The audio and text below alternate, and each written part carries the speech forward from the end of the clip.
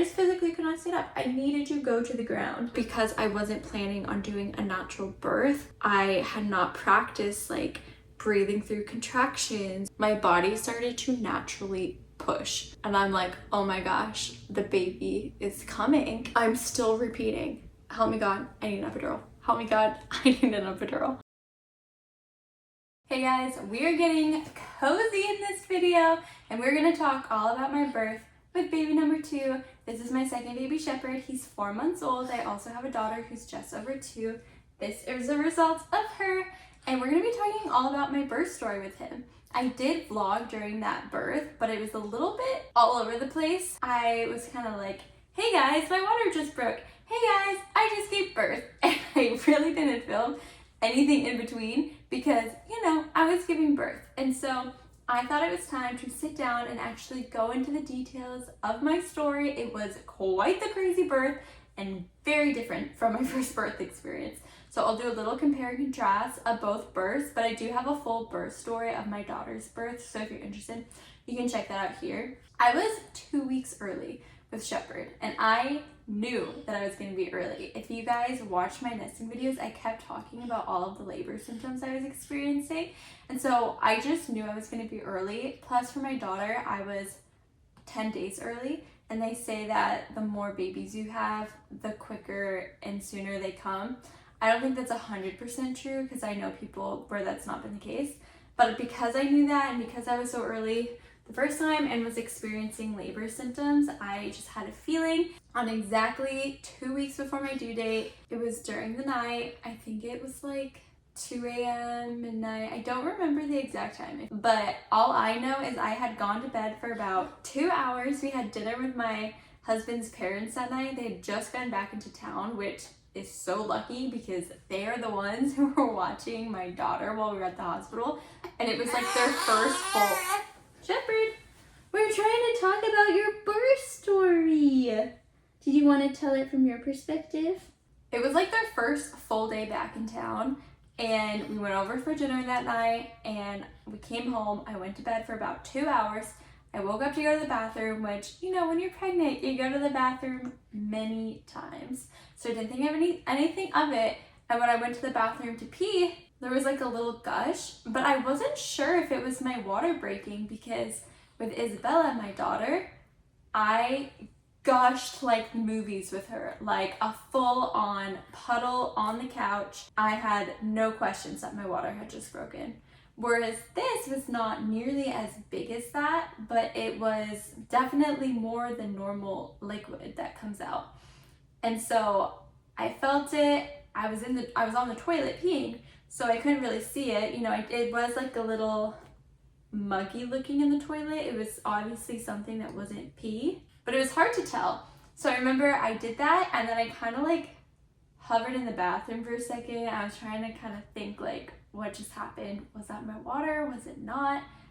And then about 30 seconds later, it happened again. And then 30 seconds after that, it happened again. And my water just kept, it was like, psh, psh, psh. That was kind of how it was breaking. It was very different from the first time where it was like, psh. And that did also have multiple times, but it was like 3 big gushes. This was psh, psh, for about 30 minutes straight. And I just stood in the bathroom over the toilet because I'm like, how am I supposed to leave the bathroom with this much liquid coming out? I didn't even know how I could tell my husband because I thought I was gonna get water all over the floor. And my husband hadn't even gone to bed yet. He was playing video games with his brother. And so finally it stopped long enough where I was like, okay, let's just go tell him really quickly. And so I put like paper towel underneath me and kind of hobbled down the hallway to the guest room, actually the room that I'm in, and to come tell him. And I'm just like, my water broke. And then I started gushing. So I'm trying to catch it with my paper towel and hobble back to the bathroom. And that was our entire conversation. And of course his brother heard, and all he hears is, my water broke, gotta go. And my husband hangs up. So I'm back in the bathroom. I'm not even really talking to my husband. My daughter's sleeping, and I'm just kind of letting the water come out. Now after a half an hour or so, I figured, you know, it's probably good to get up. I hadn't started any contractions yet, so I just stuck on a pad that I had under the sink and hoped that it would capture whatever more water was gonna come. And I told my husband, like, let's just go to bed because my contractions haven't even started, and just see if we can get any sleep before they do. We go to sleep. I don't think I actually fell asleep. My husband maybe slept an hour, maybe didn't sleep at all. I had gotten a couple of hours of sleep before my water broke in the first place. And soon after I went to bed, maybe 30 minutes, 45 minutes, my contractions started. And so I downloaded a contraction app a few days prior, the one that I had used last time, and I just started timing my contractions. Now, with baby number 1, I was in labor for about 10 hours at home before my water broke. So I knew that it was a very long process and not to kind of like get ahead of myself, and I wanted to labor at home for as long as possible. Now, I also knew that with future babies, it moves faster. So I was expecting about a 13-hour birth because my first labor was 26 hours. And so I thought I would labor at home for at least a few hours. In the course of 1 hour, my contractions got to 2 minutes apart, and they were starting to feel more intense, even in just 1 hour. And so I didn't want to get ahead of myself, and you know, I didn't want to be not contracted enough. Like, you have to be 4 centimeters dilated in order to go into the hospital. But we also lived like 45 minutes away, and I wanted to make sure like everything would be okay. Now, I forgot to mention, before I went to bed, I told my husband, hey, you should probably text your mom, let her know my water broke so that she's aware, because it's the middle of the night. And he goes, she's already on her way, which I didn't know. She came here while we were sleeping and was just sleeping in this room until we decided we wanted to leave. After an hour, seeing how fast my contractions were going, I told my husband, hey, we should probably finish packing the bag, because I'd already packed the hospital bag, but I had put little sticky notes. I have this in my nursing video of all the things that needed to be packed day of. And so I asked him, like, hey, can you get those things in the bag? I think we should go sooner than later. We get them all packed up. Our daughter had woken up. She was in bed with us, and we get her moved over here. We're finishing packing. Things are already getting more intense.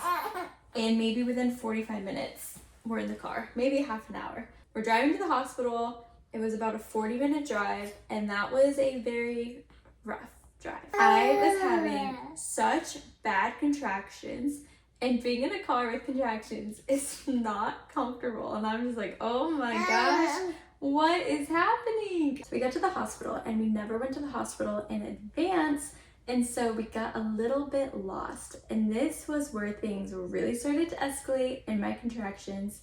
We could not find the entrance, just the ER. And someone was in the ambulance, and they directed my husband to the front desk. My husband asked them, like, where do we go in? And they said, oh, it just turned, might have been 5 a.m. It had just turned 5 a.m. And so the morning shift was starting and the night shift was ending. So we had to go into a different area. They were no longer coming through the ER. We had to walk like 20 minutes. I feel like it was probably like 5 minutes, but it took me like 20 minutes to get there, because I would pause every 2 minutes or less, I don't know, I wasn't timing them, and squat down on the ground and have a contraction because they just felt so intense, and I could not walk there, and it just felt like it was taking forever. My husband was way in front of me because he was trying to find where the entrance was so that he could help get me in fast, whereas if he was walking at my pace, we would just be walking aimlessly. So I'm just like taking my time, squatting on the ground, doing my contractions, while my husband's trying to figure out where we're going. And finally, he finds the entrance, he helps me in, and we have this guy on staff who's like already watching YouTube videos or something, reels, I don't know what he's watching, but it's like 2 minutes past 5. So his shift just started if this is a morning shift, and he's already watching videos. My husband's like, my wife's in labor. And he's like, all right, we gotta take your picture and do this and get all your information. Right when he went to take my photo for my little hospital badge, I went to the ground because I was just at the point in my labor where I needed to go to the ground. Like, I could not stand up. I just physically could not stand up. I needed to go to the ground. And I go to the ground, and he goes, ma'am, you're gonna have to stand up, please, so that we can take your picture. And I was like, I'm having a contraction. He's like, okay, ma'am, but you're gonna need to stand up because your head is not in the photo. And my husband's like, she is in labor. Like, what the heck? And he's like, oh, she's in labor? It's like the first 4 times we said it did not register. And then he was now finally understanding, like, oh, this lady's in labor. He's like, oh, do you need to go to this ward? We're like, yes. And nobody helped us, like not a single person. Finally, he was like, should I get her a wheelchair? And he's like, that would be nice, thank you. And he gives me a wheelchair, and then he hands me my little pass thing, and he still took a photo. And it was because I was down on the ground, it was of the person standing behind me in line, which I just found so funny. It said I was visiting myself. Like I said, I was a visitor for myself. I don't know what that guy's deal was. And so now we're trying to find where we go for labor and delivery. And that was also complicated. But then we found someone who was like a janitor, a cleaning lady, something like that. You could tell she was a mom. She was older. And she's like, are you in labor? And she takes my wheelchair and gets me to the place I'm supposed to be. And she was superstar. She was awesome. I get there, they take me to triage, and I realized like I really had to go to the bathroom. Now, this happened the first time I was pregnant where everything just came out of me. Like I was constantly running number 2, if you know what I mean. I was starting to feel that in the car, like I was gonna do it in my pants. Like that was the feeling that I had. And I was like, I need to go to the bathroom. She's like, okay. So I'm in the bathroom and I finally finish and then have a contraction. And then I'd go again and then I'd have a contraction. I was in there for 30 minutes and the triage nurse kept knocking on my door being like, ma'am, are you okay? Are you okay? And I'm like, yeah, hold on. Like I had very little control over what's going on in the bathroom. And I just was like flushing out my system. Finally, I stop and pause on the contraction to come out and get into the bed. She's starting to like, I don't even know, do the vitals or do whatever they do once you sit in the bed. And this might be out of order, but I think they checked how far I was dilated next. And I was at 8 centimeters. So it had been like 3 hours maybe, and I was at 8 centimeters, and I could not believe that I was 8 centimeters dilated. But it also was validating because I was like, this is intense, and it was very validating that it's because I was at 8 centimeters. Now, to preface, I had a plan to have an epidural. I had an epidural my first birth and had a very good experience with that. And I really wanted an epidural the second time. Because I was so far dilated, they told me several times, ma'am, you're gonna have to be okay with the fact that you will probably not have an epidural. I definitely, I could have been better at relying on God. It's the next day. My parents came in right when I was recording that, but I'm still cozying in the bed, so I'm going to finish up telling my birth story. So I was just talking about how I had wanted the epidural, and in my birth plan, I had planned on getting an epidural. I had wanted to labor at home for as long as I could, and then once I get to the hospital, have an epidural. With my daughter, I got in the epidural at 7 centimeters. And it was basically when I finished triage, I got it. And I remember from 5 to 7, it was super intense. And it was after my water had broken. And this time my water broke before I even had a contraction. So the entire thing felt very intense. And when I got to the hospital, I'm at 8 centimeters. I needed relief. I needed an epidural. And I had this worship music playing, and I really wanted it to be this spiritual experience. I wanted to lean on God, rely on God. But because I wasn't planning on doing a natural birth, I had not practiced like breathing through contractions or like training my mind basically. And so I just felt like defeated by the contractions. Like every other word I said was, I said, help me God, I need an epidural. Help me God, I need an epidural. Those were just the only things coming out of my mouth. And my husband's like, Megan, you need to be okay with the fact that like they don't think they can give you the epidural, because they had to finish my triage. There were like certain protocols they had to do in triage before they were allowed to give you an epidural. And I was just progressing so fast that they didn't think they'd have time to do those things. And during all of this, I got so nauseous and I ended up throwing up in one of those bags for like 10 minutes straight, and I was just like back-to-back contractions. I just could not get relief, and I couldn't even have that spiritual experience that I wanted of like leaning into the worship music. And I remember I had this one nurse who, I'm just so thankful for her. Like, she saw my cross necklace, she heard the worship music playing, she heard me say, help me God, help me God, help me God. And she really spoke encouragement and scripture over me and was like, God is helping you. You need to lean into that. He's here. He's hearing you. Like, God will be with you. Like, she was speaking truth to me, and that was the only thing that was helping me. Whereas the other nurse was like, you're not getting the epidural. You're not getting the epidural. And that made me feel like defeated. In the course of maybe 20 minutes of like them saying this, they just found out I was 8 centimeters. My body started to naturally push. And I'm like, oh my gosh, the baby is coming. I cannot push this baby without an epidural. Like, that thought of having a natural birth was so opposite of what I desired that I just was like, I can't do it. Like, I need an epidural. I cannot do it. My body just started pushing, and I just remember like screaming because I was like, the only way to get through the contraction was to push and like let out all this energy. Like, the screaming wasn't even because it was pain necessarily. It just was like I had all these things that just need to like come out. It was like a release. I felt relief from releasing the energy that was building up inside of me. And I'm like, I'm pushing out this baby. And it's been like 20 minutes and I'm pushing out the baby. I'm still repeating, help me God, I need an epidural. Help me God, I need an epidural. By the grace of God, the epidural person comes in and they're like, do you want an epidural? And I'm like, am I even allowed to have an epidural? Like, I thought you couldn't have one past 8 centimeters. And my body was pushing. And they said, if you can stay still enough to have the epidural, then you can have one. I'm like, yes, please get me the epidural. They're like, okay, but you can't push. And I'm like, look, I can't help it if I'm gonna push. My body is naturally doing these things. I can't just prevent my body from doing what it's doing. Again, by the grace of God, I was able to stay still enough to get the epidural in, and I remember I still felt pain, and I'm like, it didn't work. Like, I always see those TikToks about when the epidural doesn't work, and I'm like, it didn't work. I still feel this contraction. But within about 5 minutes, the pain went away.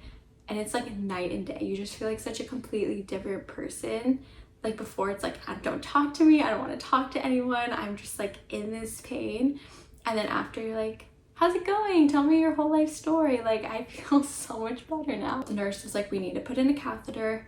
Why don't you just try to rest? Because I only had a couple hours of sleep. So they're like, try to have your body relax. Rest before you go into the pushing. We can't wait too long since your body's already at pushing. But you can wait like an hour or so and just kind of rest. Well, it ended up taking them 45 minutes to put the catheter in because of whatever reason. They just struggled putting in the catheter. And they're like, but if you feel a lot of pressure in your butt, then we need to like go. I'm like, okay. They get the catheter in. I close my eyes to like rest for a minute. I feel deep pressure in my butt, and they must have seen it on the monitors because here they come. It wasn't even 5 minutes after the catheter, and they're like, okay. You need to push. I pushed for 45 minutes, which was 1/3 the time of my last baby, because my last baby was 3 hours of pushing.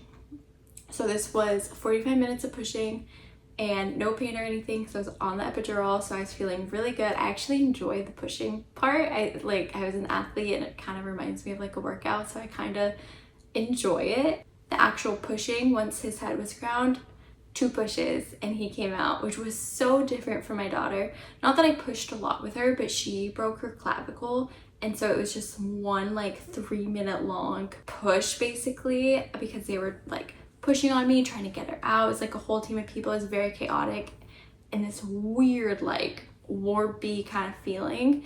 I didn't feel any of that this time. It was just like, whoop, there he is. And it was such a better experience as far as the pushing, but compared to my first experience, it honestly left me with a little bit of fear, because now I'm like, oh my goodness, if my birth escalated this quickly this time and I was that close to not getting an epidural, there is no way that next time I'm gonna be able to have an epidural. It's just gonna be so fast, and I'm almost like, I don't know if I can go to the hospital again or those doctors again, because it's like a 45-minute drive from where I live. Even though I loved all the nurses and my doctors, I just like don't want to chance it. And I run so early, so it's not like I can get induced to try to be able to like lengthen out the time a little bit, because I was 2 weeks early and I was 10 days early with my last baby. So I feel like next time I get pregnant, I need to do a lot of work on actually leaning into God, breathing through contractions. Like I couldn't get my mind to focus on prayer, focus on God, because I was just like overtaken by the pain that I couldn't remove myself to like calm down, if that makes sense. Whereas I feel like if I went into it a little more disciplined on like, here's how to work through the pain other than just expecting an epidural, that would have been a lot more helpful. I felt very underprepared in that regard of like how to deal with that. That is my experience with baby number 2. He was healthy, he nursed healthily right away. He's been gaining weight like a champion. He's doing amazing and we're super happy over here. Very different from my first one, a lot more intense the entire time. I don't know how much my water breaking from the get-go was part of that. It just felt so intense, so quick that it felt like a little traumatic, whereas even though my daughter's birth was 26 hours, I actually really enjoyed that. Like I remember watching like 3 hours of Full House on the couch. We went and got Culver's. I labored so much at home, and then it was really only intense for those like 2 hours of my water breaking triage, and then I had the epidural and I got to get some sleep. I was like making friends with the nurses. My husband was like cracking me up from his commentary. So that was like a really happy experience, even though it was longer. I tore worse. I did a 3rd-degree tear with my daughter. This time I only had a 1st-degree tear, so it was a much faster recovery. And then she had broken her clavicle, so there were more traumatic things the first time, but my memory of it is so much better because the pain was so much more manageable, whereas this time it's just very intense and quick the entire time, and I didn't expect that. So everyone's like, that was an amazing birth, and I'm like, that was horrible because it hurt so bad. That's truthful. I'm not trying to make you fearful. I think if you have a plan of getting the epidural, you should prepare for in case you can't get the epidural, especially if you are a multi-mom, because they do go faster because your body already knows what it's doing. And I'm definitely going to be preparing a little differently next time. Doing a lot of heart work. That's what it always comes down to, right? Everything is heart work. That's my story. If you guys liked it, give it a thumbs up. If you want to check out all of my motherhood content, I've been posting day in the lives for like my real morning with a newborn and toddler, night, day, some of our tips on transitioning from 1 to 2 kids, my postpartum journey. I've been posting a lot of content. So if you're interested, hit that subscribe button, check out the content. Let me know in the comments if you have any other video ideas, and I'll see you in the next one. Bye!